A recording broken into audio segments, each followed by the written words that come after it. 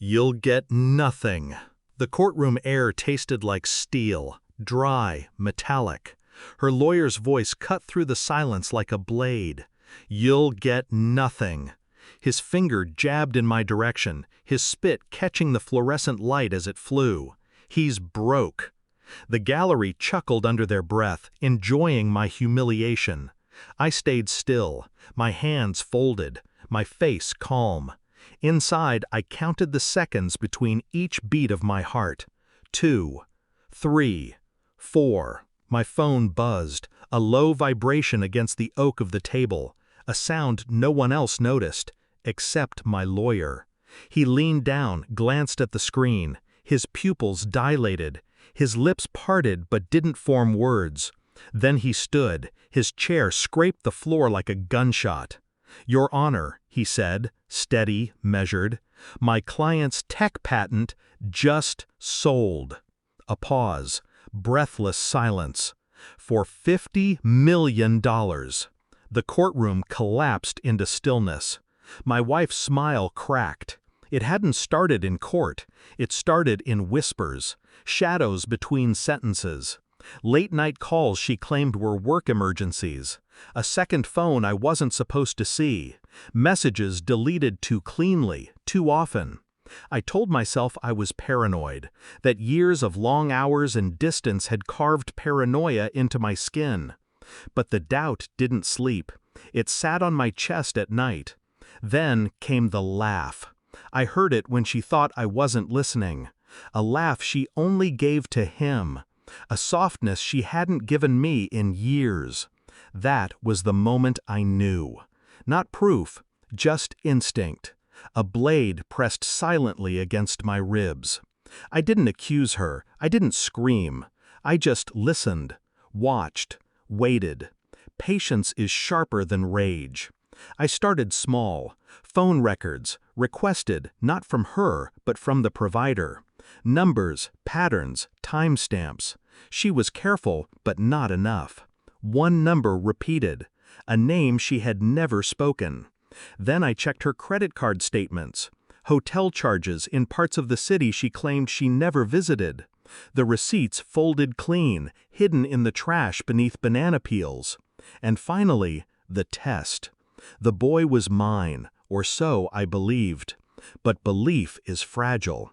I waited until he slept, brushed the inside of his cheek with a sterile swab, sealed it like evidence in a crime scene. The results came back in black and white. No gray, no hesitation. Not mine. I remember staring at the page, the words blurring and sharpening again. My hands didn't shake. My pulse didn't race. Instead, there was silence inside me. A silence so complete it felt holy. I didn't confront her, not yet. Instead, I planned. Piece by piece, thread by thread, until the net closed. The day I slid the report across the kitchen table, she didn't see it at first. She was too busy rehearsing her innocence. "What now?" she sighed, stirring her tea like nothing in the world could touch her. I didn't answer. I just waited. Her eyes landed on the paper. The color drained from her face before she even read the words. The title alone was enough. DNA Paternity Analysis. Her hand froze. She opened her mouth, then closed it again, like a fish gasping in the dark. "Say it," I whispered. My voice didn't tremble. It was the calmest sound I'd ever made. Tears welled in her eyes, but I felt nothing. No sympathy, no anger, just distance. Finally, she broke. A sob slipped out. She reached for me, but her hands stopped inches from my skin, as if she could already feel the rejection. I didn't move. I didn't comfort her. I just looked at her, let her drown in the truth. In court, she had expected to win everything. The house, the boy, the money she thought I didn't have. Her lawyer shouted, "He's broke, he has nothing."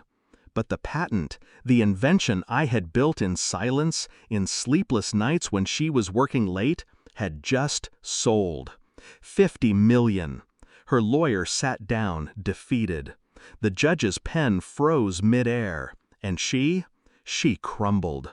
Her jaw tightened, but her eyes betrayed her. Panic, desperation, fear. She realized in that moment she hadn't just lost a marriage, she had lost the game. I didn't gloat, I didn't smirk. I just turned my head slightly, met her eyes, and held her there, letting silence do what words never could. She looked away first, always a sign of surrender. When the gavel came down, it didn't sound like justice, it sounded like finality. I walked out of that courtroom lighter than I had in years, not because I was richer, but because I was free. The boy wasn't mine. The wife wasn't mine. The life I thought I had was a lie. But lies, once burned, leave behind something cleaner than truth: emptiness. And emptiness can be filled with anything. I didn't look back when I left, not at her, not at them. The door closed behind me. The sound echoed in my chest like a heartbeat finally steady. She thought she had taken everything, but in the end, it was I who left her with nothing.